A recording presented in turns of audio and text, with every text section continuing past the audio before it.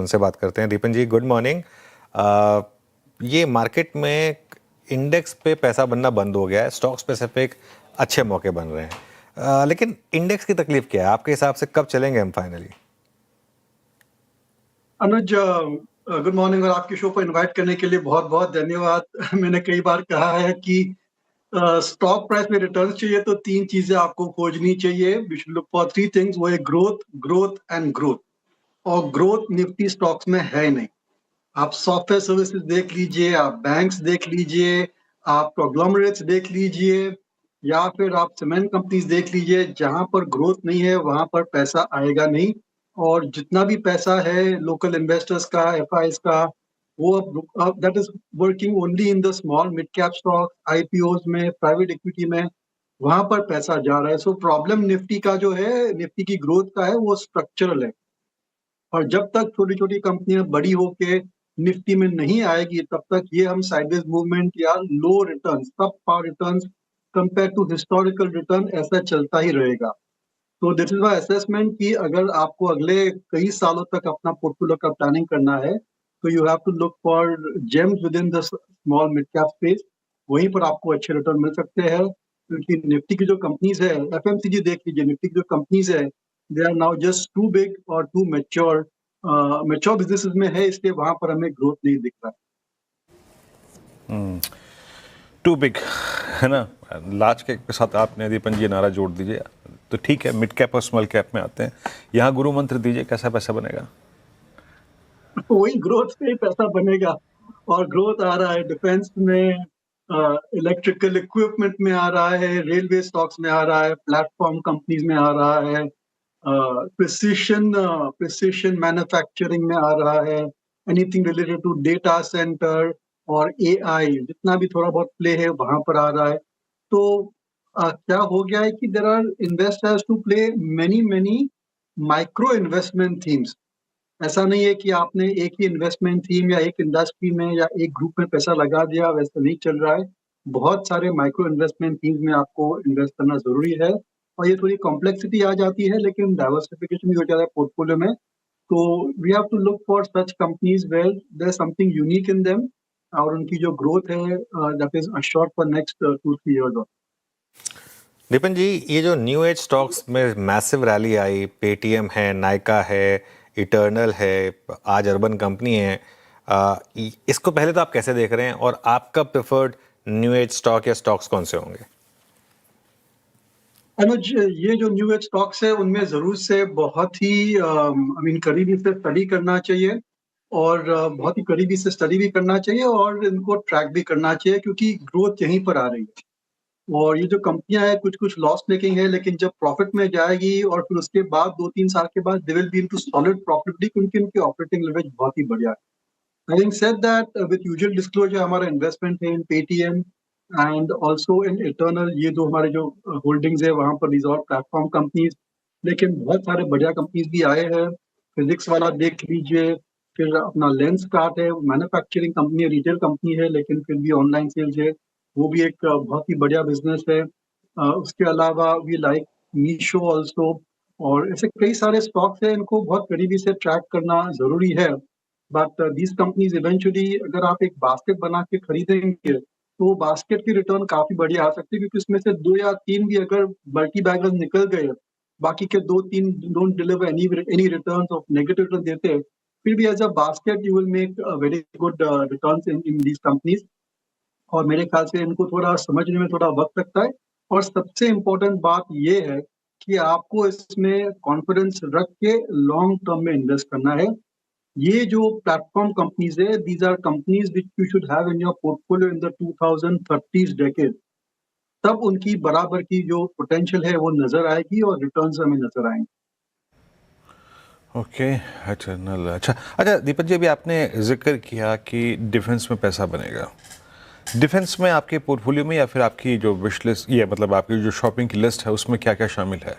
Private measures या फिर PSUs? Again usual disclosures की हमारा इन्वेस्टमेंट रह चुका होगा। तो ये जो भी ऑफकोर्स दो, HAL, Hindustan aeronautics, Bharat electronics, these are two standard defence companies which can be part of the core holdings. उसके अलावा रिसेंटली अगेन डिस्क्लोजर कहना चाहता हूँ क्योंकि हमारे व्यूज बायस हो सकते हैं। वो एक नई छोटी सी company call idea forge, which is sorry, हाँ, तो ये जो कंपनी है that is also into drone manufacturing, तो उसको भी हमने वहाँ पर हमने इन्वेस्टमेंट किया है। और उसके अलावा एक जो कंपनी हम बहुत करीबी से देख रहे हैं वो है पारस डिफेंस।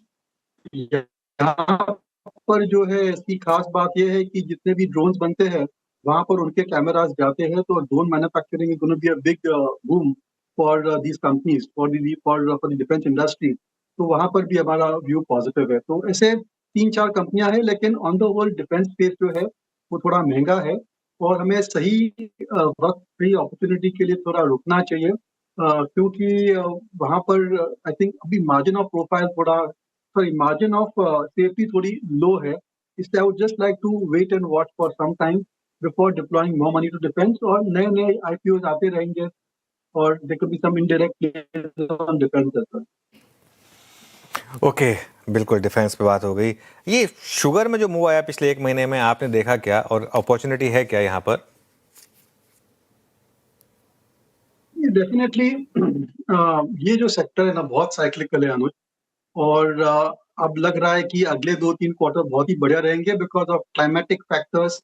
ब्राजील में आउटपुट है वो कम हो गया है और यहाँ पर भी ज़्यादातर डिप्लॉयमेंट जा रहा है फॉर एथेनॉल। उसकी वजह से आई थिंक अगले कुछ क्वार्टर्स इन कंपनीज के लिए बहुत ही अच्छे रहेंगे और अच्छे रिटर्न मिल सकते हैं। तो एक बहुत ही शानदार ट्रेडिंग अपॉर्चुनिटी हमें दिख रही है इन दीज कंपनीज। और मैंने देखा है कि जब ये companies come into that cyclical upswing, उनके जब ये दिन अच्छे हो जाते हैं तो रिटर्न्स, मतलब सॉरी, अर्निंग्स भी बहुत ही शानदार तरीके से बढ़ते हैं और and investors start paying a higher valuation या पी मल्टीपल आल्सो। इसलिए डेफिनेटली इन कंपनीज को स्टडी करना चाहिए, इनको करीबी से देखना भी चाहिए। और वहाँ पर जो सस्ते कंपनीज है, द चीप फंड्स, और बहुत सारे होंगे मेरे ख्याल से विद रीजनेबल वैल्यूएशन, जरूर से आई थिंक 1 साल की एक ट्रेडिंग अपॉर्चुनिटी यहाँ पर हमें दिख रही है कि बन रही है।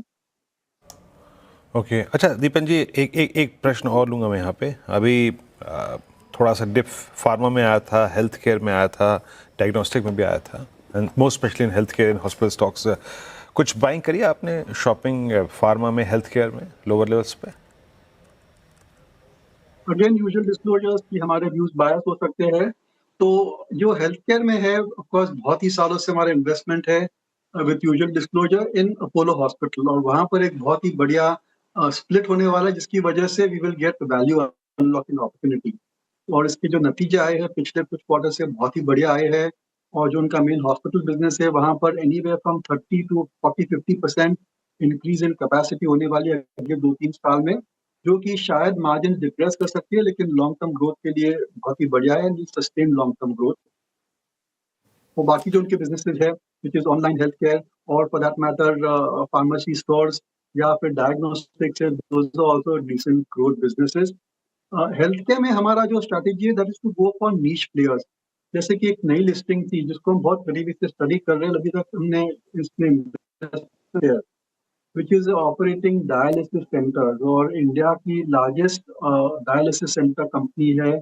और इन्होंने जो है बहुत ही बड़ा मार्केट शेयर भी किया और काफी अच्छा ग्लोबल फुटप्रिंट भी है इस कंपनी का। वहाँ पर हमें थोड़ा फोकस करने की जरूरत है। दूसरी एक कंपनी है हेल्थ केयर ग्लोबल जो कि कैंसर ट्रीटमेंट पर फोकस करती है। तो within that I think niches we are exploring. एक और कंपनी है डॉक्टर अग्रवाल जिसका मर्जर हो रहा है, थोड़ा महंगा है अभी, लेकिन इसके भी पोटेंशियल बहुत ही बढ़िया हमें लगते हैं, तो वहाँ पर भी आप देख सकते हैं। And the second part about pharma, pharma में भी लुकिंग फॉर डिफरेंशिएटेड बिजनेसेस, तो वहाँ पर वो खास में हमारा व्यू पॉजिटिव है। अभी जो कॉर बिजनेस है that is also doing very well. और अगर जो भी अपसाइड्स आएंगे from the new discovery of the new molecule, that is not estimated, management भी एस्टिमेट नहीं कर पाती है, but it could be quite phenomenal. और ये हम एक अपॉर्चुनिटी जरूर से प्ले कर सकते हैं। ऑल राइट दीपन जी, बहुत बहुत शुक्रिया आज हमारे साथ जुड़ने के लिए, अपना समय देने के लिए। Have a good weekend. आगे बढ़ते हैं। बेल्सपन